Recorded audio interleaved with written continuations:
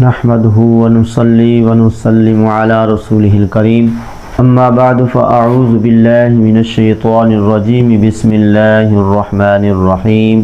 سورۃ الواقعہ میں اللہ تبارک و تعالیٰ کا ارشاد گرامی ہے لا یمسہ الا المطہرون، قرآن پاک کو صرف پاک لوگ ہی ہاتھ لگا سکتے ہیں۔ اللہ پاک کا جو پاک کلام ہے قرآن پاک، جو اللہ پاک کی طرف سے جو جبریل علیہ السلام لے کے آقا کریم صلی اللہ علیہ وسلم پر نازل کیا، اس کی بڑی برکات ہیں۔ اس کو جو پڑھنے والا ہوتا ہے اس کو ہر حرف پر 10 نیکیاں ملتی ہیں، اور یہ قرآن پاک شفا کا سبب بھی ہے۔ تو اس کے آداب جو ابھی آیت تلاوت ہوئی ہے اس میں بیان ہوئے ہیں، ان میں سے ایک یہ ہے کہ اس پاک کلام قرآن پاک کو صرف پاک لوگ ہاتھ لگا سکتے ہیں۔ اب سوال یہ ہے کہ پاک لوگوں سے کیا مراد ہے؟ ایک قول کے مطابق جو بے وضو نہ ہوں، ان پر غسل واجب نہ ہو، وہ پاک لوگ ہیں، وہ قرآن پاک کو ہاتھ لگا سکتے ہیں، اور جو بے وضو ہوں، جن پر غسل واجب ہو، وہ قرآن پاک کو ہاتھ نہیں لگا سکتے۔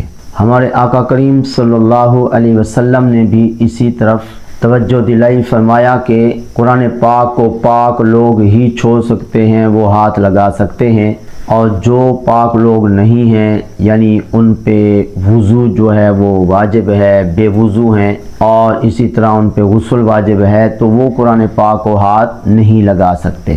تو اس لیے جب بھی قرآن پاک کو ہاتھ لگانا ہو، پہلے جو ہے وہ وضو کر لینا چاہیے، اور اگر کسی کے اوپر غسل واجب ہے تو اس کو پہلے غسل کر لینا چاہیے۔ باقی یہ کہ قرآن پاک کو غلاف کے ساتھ یا کسی کپڑے کے ذریعے اٹھا سکتے ہیں۔ ہاں، غلاف کے ذریعے بھی اٹھا سکتے ہیں، کسی کپڑے کے ذریعے بھی اٹھا سکتے ہیں۔ اس کے لیے شرط یہ ہے کہ وہ کپڑا پہنا ہوا نہ ہو۔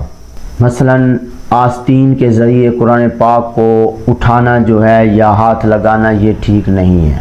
اسی طرح کوئی ایسا کپڑا پہنا ہوا ہے جس کا آدھا حصہ اوڑھا ہوا ہے، آدھا حصہ ویسے لٹکایا ہوا ہے، تو اس کے ذریعے بھی قرآن پاک کو ہاتھ نہیں لگا سکتے۔ تو جو پہنا ہوا نہیں ہے کپڑا، اس کے ذریعے قرآن پاک کو جو ہے ہاتھ لگایا جا سکتا ہے، اور اس کو ضرورت کے وقت اٹھایا بھی جا سکتا ہے۔ تو اب سوال یہ ہے کہ قرآن پاک کو بے وضو لوگ ہاتھ نہیں لگا سکتے، اور جن پر غسل واجب ہے وہ بھی قرآن پاک کو ہاتھ نہیں لگا سکتے، تو کیا اس قرآن پاک کو بغیر وضو کے پڑھ سکتے ہیں، یا جن کے اوپر غسل واجب ہے وہ قرآن پاک کو پڑھ سکتے ہیں؟ تو جن پر وضو ضروری ہے، واجب ہے، اور وہ بے وضو ہیں، ان کے لیے جو ہے قرآن پاک کا پڑھنا جائز ہے، اس لیے کہ حضرت سلمان فارسی رضی اللہ تعالی عنہ قضاء حاجت کر کے آئے، تو لوگوں نے ان سے عرض کی کہ آپ وضو فرما لیں، ہم نے قرآن پاک کی ایک آیت کے متعلق آپ سے کچھ پوچھنا ہے۔ تو انہوں نے فرمایا کہ میں قرآن پاک کو ہاتھ نہیں لگاؤں گا، میں زبانی کلامی تمہیں جو ہے وہ بتاؤں گا، تم سوال کرو۔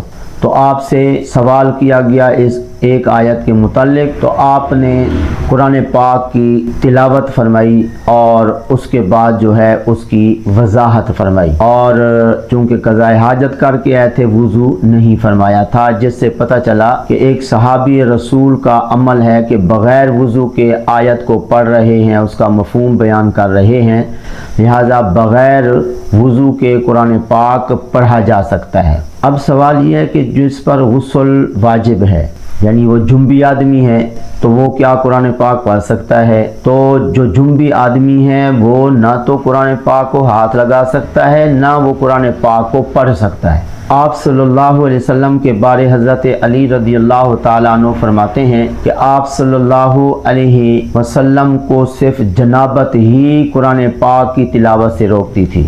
تو پتہ چلا کہ اگر غسل واجب ہے تو قرآن پاک کو جس طرح ہاتھ نہیں لگا سکتے، اسی طرح قرآن پاک کو پڑھ بھی نہیں سکتے۔ اسی طرح حیضہ عورت اور جنبی عورت کے بارے میں بھی آپ صلی اللہ علیہ وسلم نے فرمایا کہ یہ قرآن پاک کو نہیں پڑھ سکتے۔ تو لہٰذا والا جس پر غسل واجب ہو تو شاید اس کے ذہن میں ہو کہ قرآن پاک تو چلو پڑھ ہی سکتے ہیں، ہاتھ نہیں لگا سکتے، تو یاد رکھیے جس پر غسل واجب ہے وہ قرآن پاک کو پڑھ بھی نہیں سکتا ہے، جس طرح ہاتھ نہیں لگا سکتے۔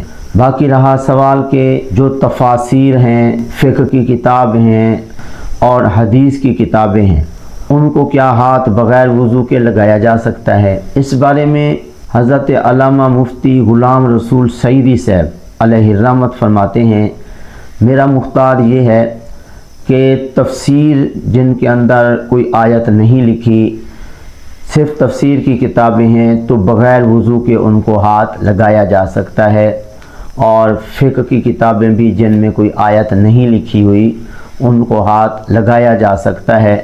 بہرحال بہتر یہی ہے کہ کوئی بھی دینی کتاب اٹھائی جائے تو وضو کر لینا چاہیے۔ اور باقی رہا کہ جو بچے قرآن پاک پڑھتے رہتے ہیں سارا دن، یہ حفظ کرتے ہیں، تو کیا ان کا بھی باوضو ہونا ضروری ہے؟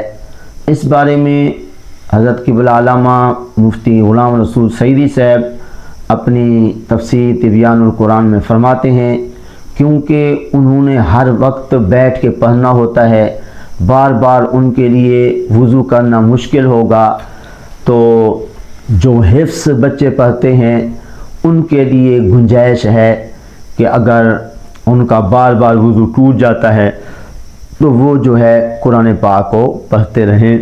ویسے بھی چھوٹے بچے ہوتے ہیں، وہ مکلف بھی ابھی تک نہیں ہوتے، تو اس لیے ان بچوں کو جو قرآن پاک حفظ کرتے ہیں تو ان کو بار بار اگر پریشانی ہوتی ہے، ہوا خارج ہوتی ہے، وضو ٹوٹ جاتا ہے، تو اس طرح وہ چونکہ مکلف بھی نہیں ہے، ابھی تک بالغ نہیں ہے، تو اس لیے بغیر وضو کے وہ قرآن پاک پڑھ بھی سکتے ہیں اور قرآن پاک کو ہاتھ بھی لگا سکتے ہیں۔ تو اس لیے ان مسائل کی طرف ضرور توجہ دینی چاہیے۔ اور آخر میں ایک اہم مسئلہ کہ اگر کسی اخبار کے اوپر یا کسی کاغذ کے اوپر کوئی آیت لکھی ہوئی ہوتی ہے اور وہ کاغذ جو ہے وہ ملتا ہے، کیا اس کو ہاتھ لگا سکتے ہیں یا نہیں؟ یاد رکھیے کہ کوئی بھی کاغذ جس پہ قرآن آیت لکھی ہو تو اس کو جو ہے بغیر وضو کے ہاتھ نہیں لگایا جا سکتا ہے۔ اور جو جنبی آدمی ہے، ظاہر ہے کہ وہ وضو کرنے والا اگر ہاتھ نہیں لگا سکتا بغیر غلاف کے، بغیر کسی کپڑے کے، تو جس پر غسل واجب ہے وہ بھی ہاتھ نہیں لگا سکتا ہے۔ تو اس لیے آداب کو ملحوظ خاطر رکھنا چاہیے۔ باقی کوئی اگر بغیر وضو کے ہاتھ لگا بھی لیتا ہے تو اس میں نقصان کیا ہے؟ نقصان یہ ہے کہ ایسا کرنا مکروہ تحریمی ہے، یعنی حرام کے قریب ہے۔ تو اس لیے ادب کا تو یہی تقاضا ہے کہ قرآن پاک کو باوضو ہو کے ہاتھ لگایا جائے۔ باقی قرآن پاک کی تلاوت جو ہے وہ کثرت سے کرنا چاہیے۔ میرے استاد کریم حضرت قبلہ علامہ محمد اقبال سعیدی صاحب رحمۃ اللہ علیہ جامعہ انوار العلوم میں کافی عرصہ پڑھاتے رہے ہیں، تو وہ فرمایا کرتے تھے کہ کوئی بندہ اگر 1.25 پارہ روزانہ قرآن پاک کی تلاوت کر لیتا ہے تو جب بھی اس کو کسی آیت کو سنانے کی ضرورت پڑے گی، چاہے کسی مسئلے کے تحت ہو، تو فوری طور پہ اس کی زبان پہ وہ آیت آ جائے گی۔ تو اس لیے ہمیں عادت بنانی چاہیے، جس طرح ماہ رمضان میں ذوق شوق سے ہم لوگ قرآن پاک پڑھتے ہیں، آگے پیچھے بھی کم از کم ہمیں 1.25 پارہ پڑھنا چاہیے روزانہ۔ تو اس طرح جو فقہی مسائل بیان کرنے والے لوگ ہیں، جو دلائل کی دنیا میں چلتے پھرتے ہیں، تو ان کے لیے یہ بہترین نسخہ ہے۔ بندہ ناچیز نے ویسے تجربہ بھی کیا ہے، تو اس لیے یہ جو قرآن پاک ہے ویسے اس کا حق بھی ہے کہ اس کی تلاوت کی جائے۔ تو جب عادت بنائیں گے انشاءاللہ اس کے علاوہ اور بھی بہت سارے فوائد حاصل ہوں گے۔ دعا ہے اللہ تعالیٰ کی پاک بارگاہ میں جو کچھ کہا صحیح عمل کی توفیق عطا فرمائے۔